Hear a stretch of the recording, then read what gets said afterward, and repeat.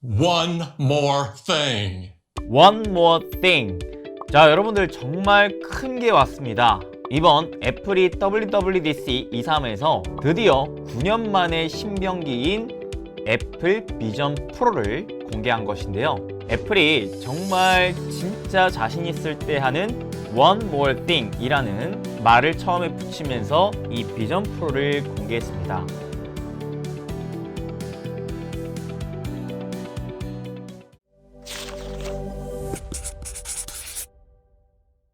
애플은 완전히 새로운 형태의 폼팩터를 선보인 게 지난 2014년 애플워치 이후 무려 9년 만인데, 이는 약 1000여 명이 넘는 개발자들이 7년 넘게 개발해온 완성품으로 어떤 말까지 나오냐면 아이폰 이후 완전히 새로운 플랫폼의 시작이라는 말까지 나옵니다. 특히나 애플의 팀 쿡 CEO는 이런 말까지 덧붙였는데요. 오늘은 컴퓨팅 방식에 있어 새로운 시대의 시작을 알리는 날이다. 맥이 개인 컴퓨터를, 그리고 아이폰이 모바일 컴퓨팅 시대를 열었던 것처럼 이번에 애플 비전 프로는 우리에게 공간 컴퓨팅을 선보이게 됐다라는 말이거든요. 저를 비롯한 많은 분들께서 애플의 메타버스 하드웨어 디바이스를 기대했었는데 웬 생뚱맞은 공간 컴퓨터라고 생각하셨을 것 같아요. 그런데 애플의 그런 프레젠테이션을 다 보다 보니까 이래서 공간 컴퓨터구나.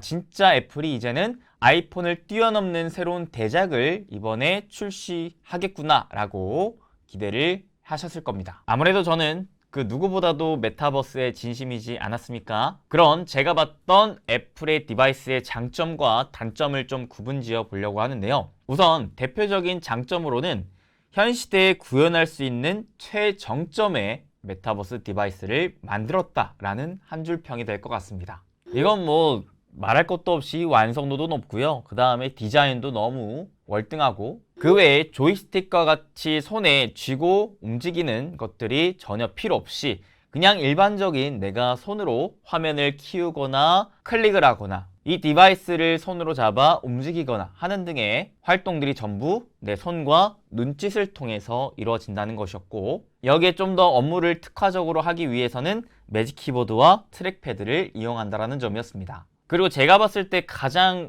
이건 대박이다 라고 느꼈던 건 바로 내가 맥북을 통해서 작업하던 화면을 그대로 끌어와서 이 공간 컴퓨팅 화면에다가 노출시키는 에코시스템 기능이었는데요. 이거야말로 애플이기 때문에 가능하고 애플밖에 못하는 가장 큰 혁신적인 기술이지 않나 라고 생각이 들었습니다. 왜냐면 이것이 가능하게끔 하려면 자체적인 OS도 있어야 되고 엄청난 성능의 반도체 자체 칩도 있어야 되고 이를 담아낼 수 있을 만한 고프리미엄화 하드웨어까지도 만들어내야 하기 때문이죠. 근데 대표적인 경쟁업체들은 그 모든 거를 토탈적으로 하나의 기업이 할 수 있을 만한 업체는 지금 지구상에는 애플밖에 존재하지 않는다 생각이 들었습니다. 가령 퀄컴과 인텔 같은 경우에는 칩 설계는 할 수 있겠지만 자체 OS가 없고, 반대로 마이크로소프트나 구글 같은 경우에는 자체적인 OS만 있기 때문이죠.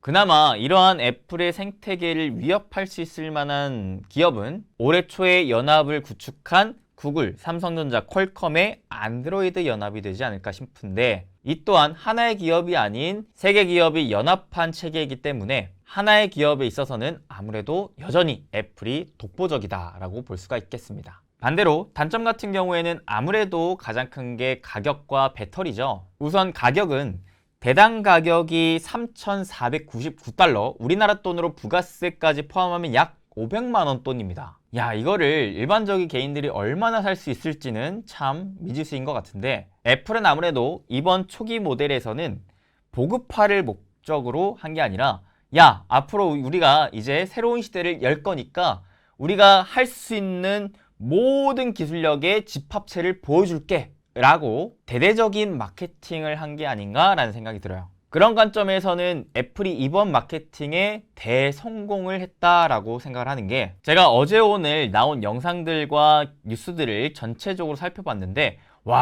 사람들의 열광이 대단하더라고요.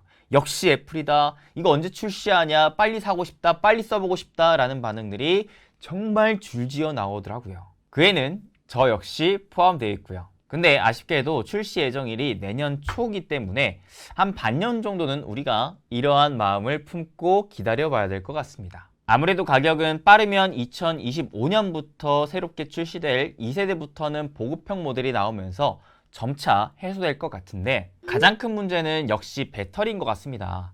이 디바이스의 측면 부분에 배터리 선을 연결해서 써야 되는 구조로 나오게 되는데, 문제는 애플이 추구하는 방향이 공간 컴퓨팅이잖아요. 내가 가는 곳마다 내가 편하게 쓸 수 있을 만한 무한적인 디스플레이 환경이 조성이 되어야 하는 게 애플이 추구하는 방식인데, 기본적으로 전원을 연결한 상태에서는 계속해서 사용이 가능하지만 외장 배터리를 쓰면 최대 2시간만 사용이 가능하다고 합니다. 요즘에 영화 한 편을 보더라도 거의 2~3시간 가까이 되는데 그 외장 배터리를 사용해서는 영화 한 편도 채 못 보는 거죠. 그러니까 아직까지는 이 디바이스가 상용화가 되기까지는 이 배터리 문제가 굉장히 심각한 문제로 자리 잡고 있다 생각하시면 될 것 같고요. 그래서 우리가 투자 관점으로 이를 접근해 보자면 이 배터리 문제를 해결할 수 있을 만한 기술력을 개발하는 기업들이 아무래도 더더욱 주목받을 수 있겠다라고 생각도 해볼 수 있겠고, 현재로서는 과연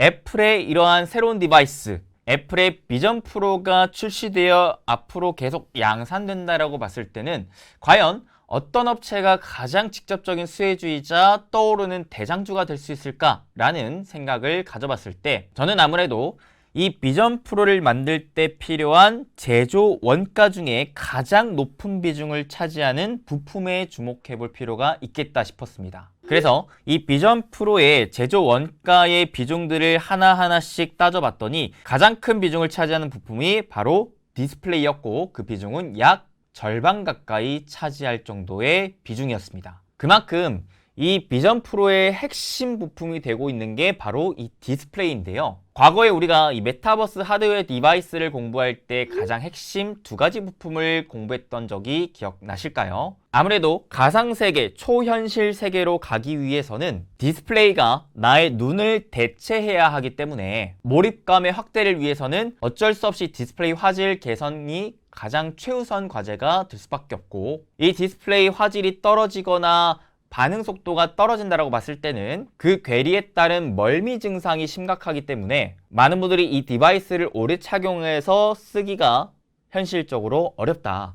그래서 여러모로 가장 중요한 부품이 지금 현재로서도 디스플레이가 되고 있는 것인데요. 애플의 비전 프로에는 내부 OLED OS와 외부 OLED 디스플레이가 탑재가 될 것이라 추정이 되고 있습니다. 그 중에서도 핵심 부품이라고 볼 수 있을 것이 바로 내부의 OLED OS 디스플레이인데요. 이 판가는 패널 한 장당 무려 $350로 기기의 패널이 2장 탑재가 되어 있기 때문에 총 $700에 육박한다고 합니다. 이 내부 디스플레이 비용만 총 $700라는 거예요. 참고로 아이폰 14 프로 맥스에 탑재된 OLED 디스플레이가 약 $94라는 것을 비교를 해봤을 때는 이 비전 프로의 판가는 약 7배 가까이 증가했다고 볼 수가 있겠죠.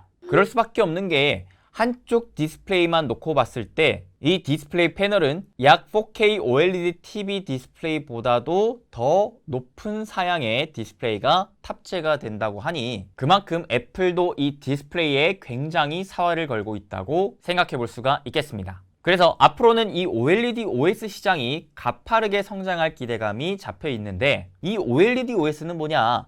기존의 OLED 디스플레이를 유리기판이 아닌 실리콘, 즉 반도체에 증착한 디스플레이로 지금까지는 높은 단가와 기술력을 요구했었기 때문에 특별히 많이 쓰지 않은 디스플레이였는데, 이 디스플레이 패널은 약 2인치 정도로 아주 작음에도 불구하고 4K 이상의 초고해상도 화질을 제공할 수 있는 장점이 있기 때문에 이번에 이 비전 프로에 탑재가 되었다고 생각해 볼 수가 있겠습니다. 사실 과거에 삼성전자도 이 VR 디바이스 사업을 계속 해나갔었지만 이 디스플레이 화질 개선의 문제가 극복이 안 되자 이 사업을 접었었거든요. 하지만 이번에 애플은 이러한 문제를 개선해서 디바이스를 출시한다라는 거죠. 근데 이 OLED OS 패널을 누가 공급하고 있느냐? 현재는 소니가 공급할 것이라 알려져 있는데, 이 소니의 OLED OS는 WOLED 방식의 OLED OS 방식으로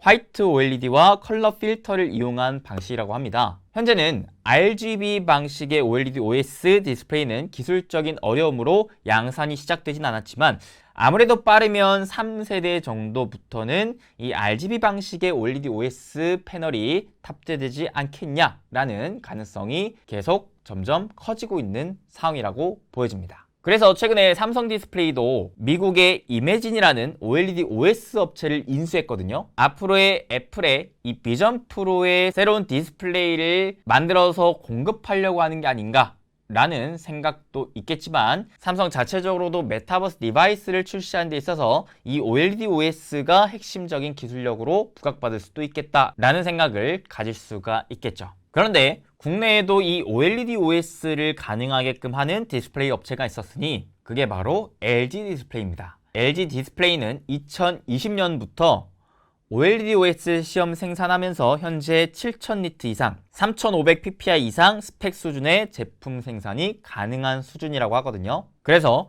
LG 디스플레이의 이러한 성능이 계속해서 높아지면 높아질수록 소니와 LG 디스플레이의 경쟁 구도에 있어 애플의 비전 프로 디스플레이 점유율을 점차 확보해 나갈 수 있지 않을까라는 기대를 걸어보고 있습니다. 또한 OLED OS와 함께 이 OLED 디스플레이 시장 역시 다시금 성장세를 기대해 볼 수가 있겠는데, 그렇지 않아도 최근에 애플이 아이폰뿐만 아니라 아이패드, 맥북에까지도 OLED 디스플레이를 탑재하겠다라는 발표에 따라서 전반적인 OLED 시장이 바닥권에서 강하게 지금 치고 올라오고 있지 않습니까? 이러한 흐름에 비전 프로에까지도 OLED에 대한 디스플레이가 주목을 받는다면 장기적으로 바라봤을 때 애플이라는 큰 고객사를 바탕으로 점차 OLED 디스플레이 시장이 빠르게 커져나갈 수가 있겠다라는 기대도 역시 걸어볼 수가 있겠습니다. 그 다음에 디스플레이 다음으로 제조 원가가 크게 상승한 부품이 있었으니 그게 바로 카메라와 3D 센싱 모듈입니다. 이쪽은 제조 원가 중에 세 번째로 큰 비중을 차지하는 부품들로 전체 비중의 12%를 차지하는데요.